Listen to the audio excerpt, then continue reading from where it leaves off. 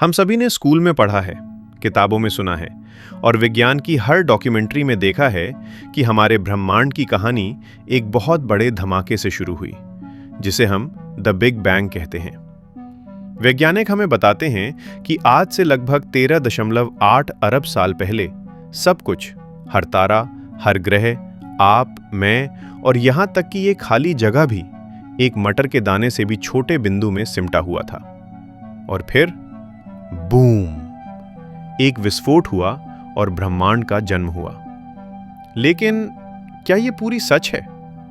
क्या सच में big bang शुरुआत थी, या फिर ये किसी बहुत पुरानी, बहुत विशाल और डरावनी घटना का सिर्फ एक अंतिम अध्याय था? आज हम विज्ञान के उस सवाल का पीछा करेंगे जिसे पूछने से भी वैज्ञानिक डरते थे। आज हम समय की घड़ी को बिग बैंग से भी पीछे ले जाएंगे और पूछेंगे, बिग बैंग से पहले आखिर क्या था? इस रहस्य को समझने के लिए हमें पहले उस फिल्म को रिवाइंड करना होगा जिसे हम ब्रह्मांड कहते हैं। 1929 में एडविन हबल ने देखा कि गैलेक्सीज हमसे दूर जा रही हैं। इसका मतलब था कि ब्रह्मांड फैल रहा है। अगर आप इसी वीडियो को उल्टा चलाएं, तो इसका मतलब है कि अतीत में सब कुछ एक दूसरे के करीब रहा होगा। अगर हम पीछे जाते रहें, तो अंत में हम एक ऐसे पॉइंट पर पहुंचते हैं जहां पूरा ब्रह्मांड, जी हां, करोड़ों आकाश गंगाओं का वजन एक ऐसे बिंदु पर जमा हो जाता है जिसका आकार शून्य है और घनत्व अनंत है। इसे वैज्ञानिक कहते हैं द सिंगुलैरिटी। महान भौतिक विज्ञानी स्टीफन हॉकिंग और रॉजर पेनरोज ने साबित किया था कि आइंस्टाइन की थ्योरी के हिसाब से बिग बैंग इसी सिंगुलैरिटी से शुरू हुआ था। लेकिन यहां एक बहुत बड़ी समस्या है। जब वैज्ञानिक कहते हैं कि बिग बैंग से पहले क्या था, तो ये सवाल ही गलत माना जाता था।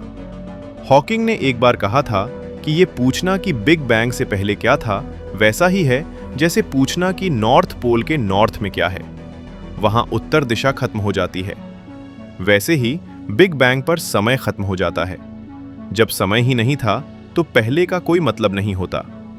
लेकिन रुकिए, विज्ञान कभी एक जवाब पर रुकता नहीं है।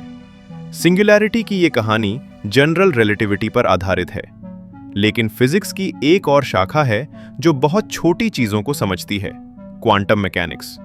और क्वांटम मैकेनिक्स साफ कहता है, प्रकृति में कोई भी चीज अनंत नहीं हो सकती। ना तो घनत्व अनंत हो सकता है और ना ही तापमान।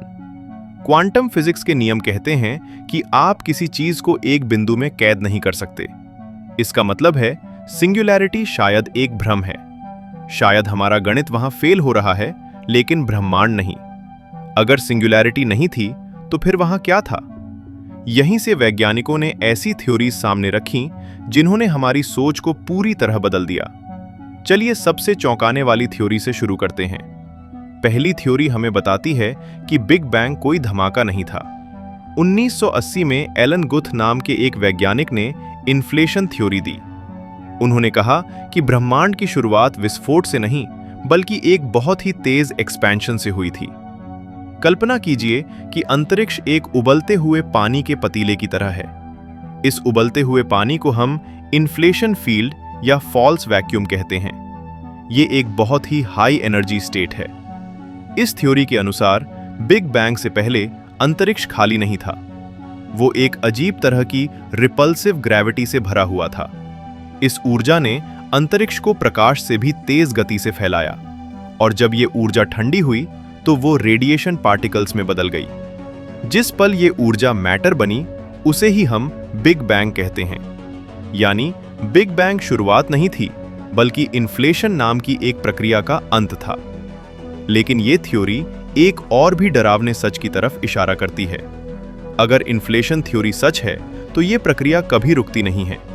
इसे इटर्नल इन्फ्लेशन कहते हैं। सोचिए, एक विशाल अंतरिक्ष है जो हमेशा फैल रहा है। उसमें कुछ जगहों पर फैलाव रुक जाता है और वहां ऊर्जा मैटर बन जाती है, जैसे हमारा ब्रह्मांड। हमारा ब्रह्मांड उस विशाल समुद्र में सिर्फ एक छोटा सा बुलबुला है जहां इन्फ्लेशन रुक गया है। लेकिन उस बुलबुले के बाहर, वहां इन्फ्लेशन अभी भी चल रहा है और वहां दूसरे बुलबुले भी बन रहे होंगे। इसका मतलब है कि बिग बैंग से पहले दूसरे ब्रह्मांड मौजूद थे। अनगिनत ब्रह्मांड। शायद किसी ब्रह्मांड में फिजिक्स के नियम अलग हैं, शायद किसी में ग्रेविटी नहीं है, शायद किसी में आप इस वक्त ये वीडियो नहीं देख रहे बल्कि खुद वीडियो बना रहे हैं। इस थ्योरी के हिसाब से पहले क्या था? जवाब है अनंत ब्रह्मांडों का एक महासागर। मल्टीवर्स की थ्योरी थोड़ी अजीब लग सकती है, लेकिन कुछ वैज्ञानिक मानते हैं कि जवाब हमारे ब्रह्मांड के अंदर ही छिपा है। इसे कहते हैं द बिग बाउंस या लूप क्वांटम ग्रेविटी। ये थियरी कहती है कि ब्रह्मांड का कोई शुरुआत या अंत नहीं होता, ये एक साइकिल है। जरा सोचिए, हमारा ब्रह्मांड अभी फैल रहा है, लेकिन क्या होगा अगर अरबों साल बाद ये फैलना बंद हो जाए और वापस सिकुड़ना शुरू कर दे?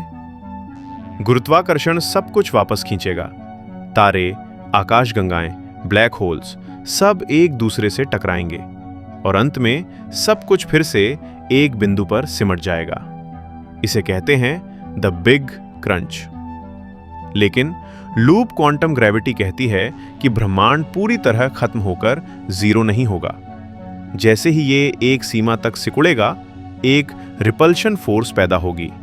जैसे एक स्प्रिंग को दबाने पर वो उछलती है, वैसे ही ब्रह्मांड बाउंस करेगा।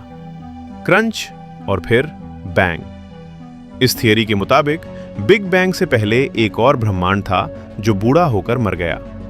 उसके सिकुड़ने से ही हमारा जन्म हुआ। हम शायद किसी पुराने ब्रह्मांड की राख से बने हैं और हो सकता है कि हमारे बाद भी ये सिलसिला चलता रहे।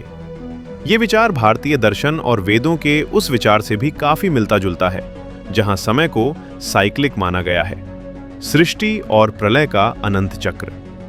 अब हम चलते हैं फिजिक्स की सबसे जटिल और रोमांचक थ्योरी की तरफ, स्ट्रिंग थ्योरी और एम थ्योरी। हम अपनी दुनिया को 3 डायमेंशंस में देखते हैं, लंबाई, चौड़ाई और गहराई, और चौथा आयाम है समय। लेकिन स्ट्रिंग थ्योरी कहती है कि ब्रह्मांड में 10 या 11 आयाम हो सकते हैं जो हमें दिखाई नहीं देते। इस थ्योरी में एक कॉन्सेप्ट है जिसे ब्रेन कहते हैं। ब्रेन मतलब मेम्ब्रेन या झिल्ली। वैज्ञानिकों का मानना है कि हमारा पूरा 3D ब्रह्मांड एक पतली सी चादर यानी ब्रेन पर बसा हुआ है, जो एक हायर डायमेंशन वाले स्पेस में तैर रहा है। लेकिन हम वहां अकेले नहीं हैं, वहां दूसरी ब्रेन या दूसरी चादरें भी तैर रही हैं। कभी कभी अरबों खरबों सालों में एक बार ये 2 विशाल चादरें आपस में टकरा जाती हैं। जब 2 ब्रेन्स टकराते हैं तो उस टक्कर से इतनी भयानक ऊर्जा निकलती है जिसे हम बिग बैंग कहते हैं। इसे एकपायरोटिक यूनिवर्स मॉडल कहा जाता है। तो बिग बैंग से पहले क्या था? 2 अलग अलग ब्रह्मांड एक दूसरे की तरफ बढ़ रहे थे, एक महाविनाशकारी टक्कर के लिए। ये सोचकर ही रोंगटे खड़े हो जाते हैं कि शायद अभी भी एक और ब्रह्मांड हमारी ब्रेन की तरफ बढ़ रहा हो, एक और बिग बैंग के लिए। अंत में हम बात करेंगे नोबेल पुरस्कार विजेता सर रॉजर पेनरोज की थ्योरी के बारे में, जो सबसे अनोखी है। पेनरोज कहते हैं कि ब्रह्मांड का अंत ही उसकी शुरुआत बनता है। कैसे? अरबों साल बाद जब सारे तारे बुझ जाएंगे और सिर्फ ब्लैक होल्स बचेंगे, एक समय आएगा जब ब्लैक होल्स भी हॉकिंग रेडिएशन के जरिए इवेपोरेट होकर खत्म हो जाएंगे। तब ब्रह्मांड में सिर्फ फोटॉन्स बचेंगे। फोटॉन्स के लिए समय और दूरी का कोई मतलब नहीं होता। जब ब्रह्मांड में सिर्फ लाइट बचेगी तो ब्रह्मांड अपना साइज का पैमाना खो देगा, एक बहुत बड़ा, ठंडा और खाली ब्रह्मांड। गणितीय रूप से बिल्कुल वैसा ही दिखता है जैसा बिग बैंग के समय का एक बहुत छोटा गर्म बिंदु। पेनरोज का मानना है कि दूर भविष्य का वो खालीपन ही अगले बिग बैंग की सिंगुलैरिटी बन जाता है। उन्होंने हमारे ब्रह्मांड के नक्शे में कुछ ऐसे निशान भी ढूंढे हैं जो शायद पिछले ब्रह्मांड के ब्लैक होल्स की टक्कर के सबूत हैं। वे इन्हें हॉकिंग पॉइंट्स कहते हैं। अगर पेनरोज सही हैं, तो बिग बैंग से पहले एक बहुत ही विकसित ब्रह्मांड था, जिसने अपने अंत के बाद हमें जन्म दिया। तो दोस्तों, हम वापस अपने सवाल पर आते हैं। बिग बैंग से पहले क्या था? क्या वो एक मल्टीवर्स का बुलबुला था? क्या वो एक पुराना ब्रह्मांड था जो सिकुड़कर फिर से फट पड़ा? या फिर वो 2 आयामी चादरों की टक्कर थी? सच ये है कि हमारे पास अभी कोई पक्का सबूत नहीं है। हम एक ऐसे कमरे में हैं जिसका दरवाजा बंद है और हम सिर्फ दरवाजे के नीचे से आ रही रोशनी को देखकर अंदाजा लगा रहे हैं कि बाहर क्या है। जेम्स वेब स्पेस टेलीस्कोप और भविष्य के नए एक्सपेरिमेंट्स शायद हमें उस दरवाजे की चाबी दे सकें। लेकिन एक बात तो तय है, कुछ नहीं जैसी कोई चीज नहीं होती। शून्यता में भी संभावनाएं छिपी होती हैं। हमारा अस्तित्व एक बहुत लंबी, शायद अनंत कहानी का सिर्फ एक छोटा सा हिस्सा है। हम स्टारडस्ट हैं, लेकिन शायद हम उस स्टारडस्ट से बने हैं जो इस ब्रह्मांड से भी पुराना है। आपको इन थियरीज में से कौन सी सबसे ज्यादा सच लगती है? क्या आपको लगता है कि यह ब्रह्मांड एक साइकिल है या सिर्फ एक बार का संयोग? नीचे कमेंट्स में अपनी राय जरूर लिखें। अपने दोस्तों के साथ शेयर करें ताकि वो भी जान सकें कि बिग बैंग पूरी कहानी नहीं है। और अगर आप चैनल पर नए हैं तो द इंडियन फैक्टोलॉजिस्ट को सब्सक्राइब करके बेल आइकन दबाना ना भूलें, क्योंकि हम यहाँ ब्रह्मांड के ऐसे ही अनसुलझे रहस्यों से पर्दा उठाते रहते हैं।